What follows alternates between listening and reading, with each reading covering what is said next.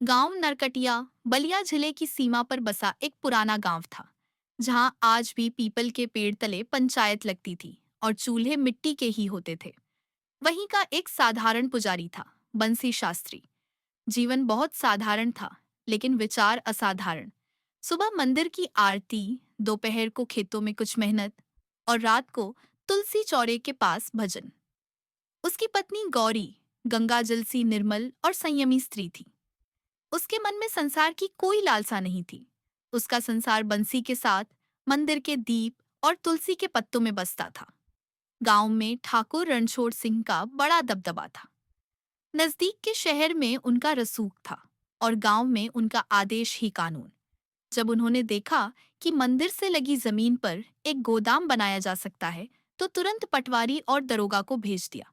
पटवारी ने पुराने कागज निकाल कर कहा, पंडित जी, ये जमीन तो रिकॉर्ड में सरकार की है। ठाकुर साहब मंदिर के ट्रस्टी हैं, जो चाहें कर सकते हैं। बंसी ने चुपचाप सुना, फिर बोले, सरकार की हो या तुम्हारे ठाकुर की, यह जमीन वर्षों से भगवान को समर्पित है। यहाँ भजन हुआ है, आरती हुई है, इसे गोदाम नहीं बनने दूंगा। पटवारी हंस पड़ा। तो आप क्या करेंगे पंडित जी? उस रात आसमान पर गहराती चांदनी थी, लेकिन मंदिर के प्रांगण में एक अनकही बेचैनी उतर आई थी।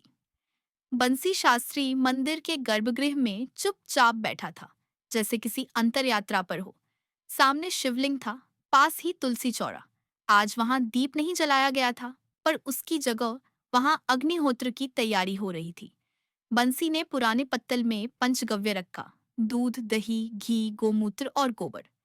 पास रखी आम की सूखी लकड़ियां उसने दिन में ही जुटा ली थी। मंदिर के कोने में रखे शास्त्रों के पन्नों को धीरे धीरे सहलाते हुए वह बुदबुदा रहा था। देह नश्वर है, लेकिन धर्म अमर है।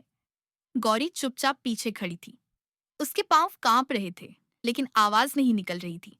बहुत देर तक वो बस देखती रही, फिर साहस जुटाकर बोली, यह अग्निकुंड किसके लिए है बंसी? बंसी ने उसकी ओर देखा। आंखों में आंसू नहीं, लेकिन एक स्थिर तेज था। धर्म को बाजार बना दिया गया है गौरी। मंदिर अब भगवान का नहीं रहा, ठाकुर की हवेली का हिस्सा बन गया है। यदि एक साधारण पुजारी की आहुति देकर यह जमीन बचती है, तो वह भी सौभाग्य है। गौरी, तो क्या जीवन इतना सस्ता है?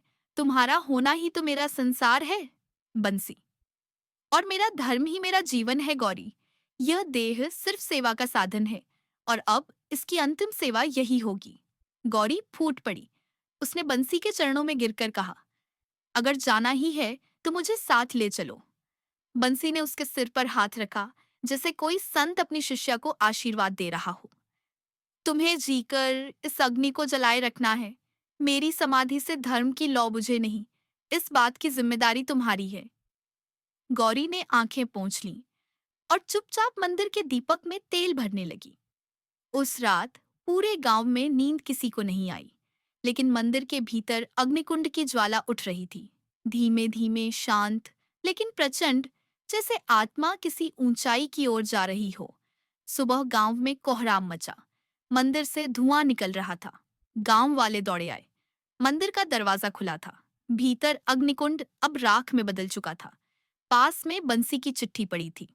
धर्म किसी ठाकुर या सरकार की जागीर नहीं, यह आत्मा की बात है, बलिदान की बात है। मैंने अग्नि समाधि ली है, ताकि मंदिर किसी के स्वार्थ की वस्तु न बने। ठाकुर सिंह का चेहरा सफेद पड़ गया। पहली बार वह हार गया, एक गरीब निःस्वार्थ ब्राह्मण से। उस दिन से मंदिर की जमीन को कोई छू नहीं सका। हर वर्ष बंसी शहीद दिवस के नाम से भजन समारोह होता है। गौरी आज भी मंदिर में दीप जलाती है, लेकिन अब वह अकेली नहीं, पूरा गांव उसके साथ दीप जलाता है। बंसी अब गांव के दिलों में जीवित है, धर्म रक्षक, त्याग पुरुष, समर्पण की ज्वाला।